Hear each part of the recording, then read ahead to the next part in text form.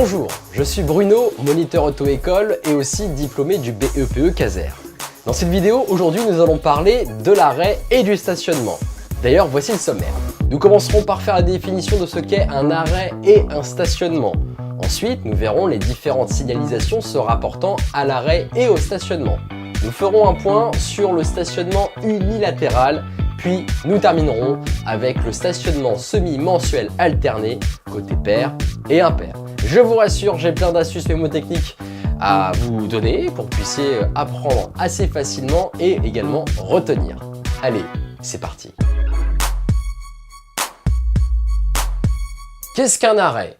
Un arrêt est un arrêt momentané du véhicule sur la chaussée. Par exemple, pour faire monter ou descendre un passager, pour charger ou décharger. Ou prenons un autre cas, j'ai fermé le véhicule, à clé, à double tour, mais je suis à proximité du véhicule et j'ai les clés sur moi. Dans ce cas-là, si je peux le déplacer immédiatement dans l'instant T, je peux être considéré comme étant à l'arrêt. Vous l'avez compris, du coup, le stationnement, eh bien, c'est tout l'inverse. Par exemple, mon véhicule est fermé à double tour, mais je ne le vois plus, je ne peux même pas le déplacer dans l'instant T, eh bien, je suis forcément considéré comme étant en stationnement. Lorsque j'aperçois ce panneau avec un trait, on m'informe que l'arrêt est autorisé. Mais par contre, on me dit que le stationnement est interdit. Je peux également avoir le long du trottoir un trait de couleur jaune. Il sera, dans ce cas-là, jaune discontinu. Si j'ai un trait jaune discontinu le long du trottoir, c'est comme si j'avais ce panneau. Donc en gros, si j'ai ce panneau, on me dit que l'arrêt est autorisé, mais que le stationnement est interdit. De l'autre côté, on me parle d'arrêt et stationnement aussi, mais on me dit cette fois que l'arrêt n'est même pas autorisé. Donc si l'arrêt n'est pas autorisé, bien sûr, c'est également le cas pour le stationnement. Je peux avoir au sol, le long du trottoir, un trait aussi de couleur jaune. Au lieu d'être discontinu, cette fois-ci, il sera continu. Si j'ai un trait jaune continu le long du trottoir, c'est comme si j'avais ce panneau.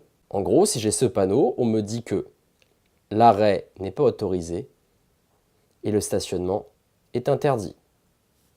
En gros, lorsque vous voyez ce panneau, vous ne pouvez rien faire, ni vous arrêter, ni stationner. Quand vous avez celui-ci, vous pouvez vous arrêter, mais pas stationner. Lorsque vous avez ce type de panneau, on vous parle de stationnement unilatéral. À ne pas confondre avec le stationnement semi-mensuel alterné, côté pair et impair. Là, ça n'a rien à voir. Dans ce panneau, avec cette signalisation, on vous informe ici que l'arrêt est toujours autorisé. Arrêt, toujours oui. Il n'y a aucun problème. Mais que le stationnement, par contre, eh bien, il est interdit du 1er au 15 du mois. Prenons un exemple. Je suis le 3. Le 3, c'est situé entre le 1 et le 15. Est-ce que le 3, je peux stationner? Ah, non. Stationner, non. Est-ce que le 3, je peux m'arrêter? Bah oui, toujours. Je suis le 20 du mois. Est-ce que le 20, je peux m'arrêter? Bah oui, toujours. Est-ce que je peux stationner le 20? Oui, puisque nous ne sommes pas entre le 1 et le 15. Nous sommes le 10 du mois. Le 10, est-ce que je peux m'arrêter le 10? Oui, toujours. Est-ce que je peux stationner le 10? Ah bah non, le 10 c'est entre le 1 et le 15. Donc surtout pas. Le 10, c'est interdit, du 1er au 15. Nous sommes le 22 du mois. Est-ce que le 22, je peux m'arrêter? Bah oui, toujours. Je peux toujours m'arrêter, il n'y a pas de problème. Est-ce que je peux stationner le 22? Ah oui, puisque le 22 n'est pas situé entre le 1 et le 15 du mois. Nous sommes cette fois-ci, par exemple, le 8. Est-ce que le 8, je peux m'arrêter? Oui, toujours. Est-ce que je peux stationner le 8? Ah, le 8, par contre, c'est situé entre le 1 et le 15, donc non. Si vous avez des difficultés justement à décrypter ce type de panneau, il y a une astuce très simple. Si je cache les chiffres, que me dit ce panneau? Juste comme ça, ce panneau me dit que l'arrêt est autorisé, rappelez-vous ce qu'on vient de voir tout à l'heure, mais que le stationnement est interdit du 1er au 15. Je répète, Arrêt autorisé, stationnement interdit du 1er au 15. Le stationnement est uniquement interdit du 1er au 15, mais je peux m'arrêter tout le temps. C'est valable aussi de ce côté. L'arrêt, toujours oui. Mais le stationnement, par contre, il est interdit du 16 au 31. Je suis de ce côté-là, avec ce panneau-là. Je suis le 22 du mois. Est-ce que le 22, je peux m'arrêter? Oui. Est-ce que je peux stationner le 22? Ah bah non. Le 22, c'est situé entre le 16 et le 31. Je suis le 2 du mois.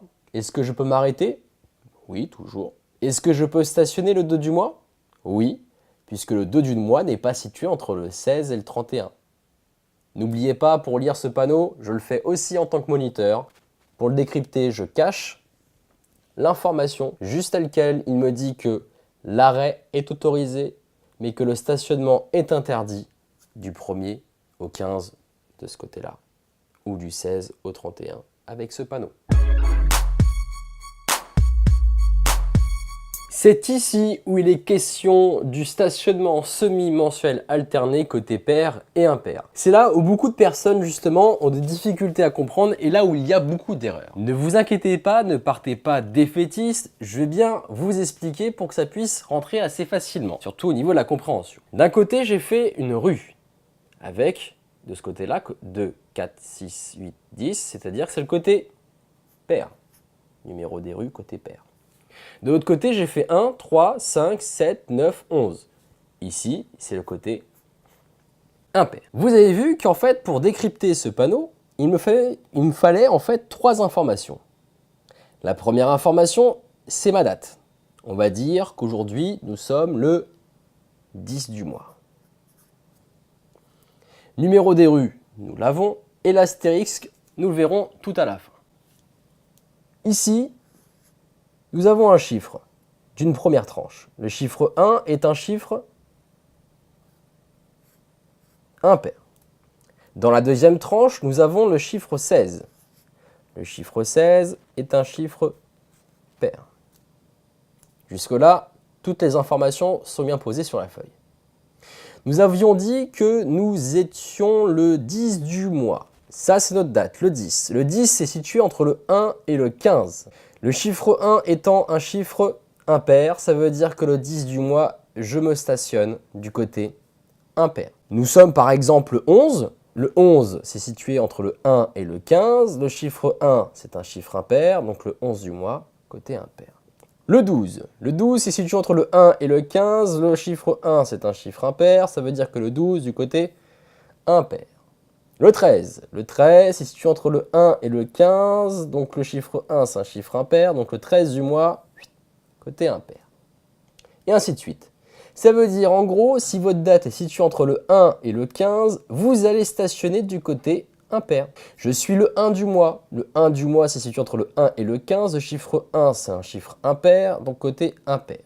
Je suis le 2 du mois. Le 2, c'est situé entre le 1 et le 15. Le chiffre 1, c'est un chiffre impair, donc côté impair. Tiens, je suis le 17 du mois. 17, c'est dans cette tranche-là. Donc 17, c'est situé entre le 16 et le 31. Le chiffre 16, c'est un chiffre pair, donc côté pair le 17. Pareil le 18, pair.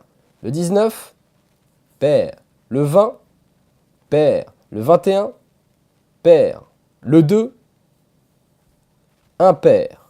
Le 3, impair. Le 10, c'est entre le 1 et le 15, le 10. Le chiffre 1, c'est un chiffre impair. Impair. Amusez-vous à faire cet exercice chez vous, justement, pour voir si la compréhension a bien été acquise. Nous pouvons enfin parler cette fois-ci du petit astérix qui est sur cette feuille. La troisième information va concerner en fait la tranche. En fait, il y a une période de transition si on analyse bien justement le panneau.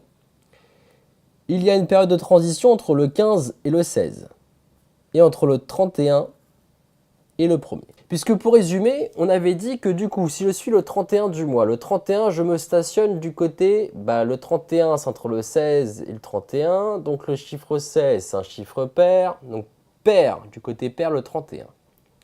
Ça veut dire que le 31 au soir jusqu'à minuit, vous devez stationner côté pair. Eh bien, à vrai dire, il y a une période de transition. La période de transition est située aux environs de 20h jusqu'à 20h30. C'est-à-dire, j'arrive le 15.